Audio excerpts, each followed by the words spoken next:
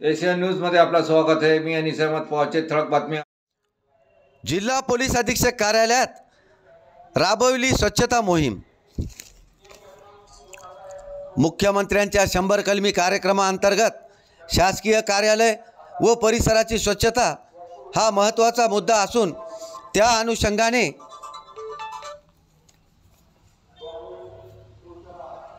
जिल्हा पोलीस अधीक्षक श्रीकृष्ण कोकाटे यांनी पोलीस अधीक्षक कार्यालय व परिसर स्वच्छ करण्याकरिता सूचना दिल्या आहेत।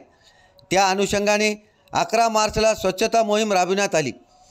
मुख्यमंत्री देवेंद्र फडणवीस यांच्या 100 कलमी कार्यक्रमाअंतर्गत शासकीय कार्यालय व परिसराची स्वच्छता राबविण्यात निर्देश दिलेले आहेत।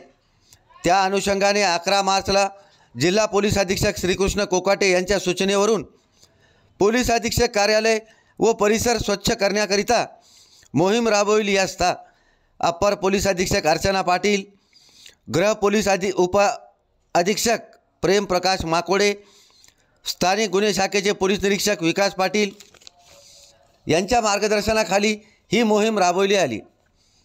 यावेळी पोलीस अधीक्षक कार्यालयाजवळील काटेरी झुडपे, केर कचरा, पॉलीबॅग तसेच खराब झालेले पेपर, मोठ्या प्रमाणात साचलेल्या सुका पालापाचोळा व वाळलेले गवत संपूर्णपणे स्वच्छ करण्यात आले। जवळपास 100 ट्रॅक्टर कचरा डंपिंग ग्राउंडवर नेऊन टाकण्यात आला। ही स्वच्छतेची मोहीम वेळोवेळी घेण्यात येणार आहे। या मोहिमेत स्थानिक गुन्हे शाखा, सायबर सेलचे अधिकारी, अंमलदार तसेच हिंगोली नगरपालिका स्वच्छता विभागाचे कर्मचारी देखील सहभागी झाले होते। A7 न्यूजसाठी अनिस अहमद, हिंगोली।